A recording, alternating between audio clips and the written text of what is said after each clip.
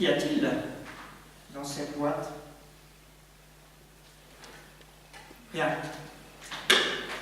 C'est de cette boîte qu'est sortie la première histoire que j'ai racontée à mes étudiants. Était-ce une histoire, une anecdote? Je ne me rappelle plus. Il y a tellement longtemps. Il semble que ce ne soit plus un mystère pour personne.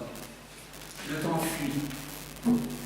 Personnellement, pour être honnête, cela fait peu de temps que j'en ai conscience. Ça m'est arrivé un vendredi soir, juste la veille d'un départ en vacances. Vous savez comment c'est toujours au moment de partir que vous apercevez qu'il y a une fuite chez vous. Et là, dans le salon, une grande flaque de temps. D'où pouvait-elle bien provenir? Je suis allé vérifier les enfants, mais non, ils ne perdaient pas leur temps. Enfin, un petit peu bien sûr, mais pas trop, pas assez pour provoquer cette flaque. J'ai donc décidé de faire appel à un plombier du temps.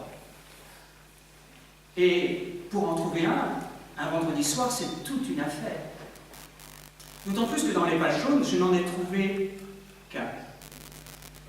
Entreprise Prévert et Cosma. Je l'ai appelé sur son portable.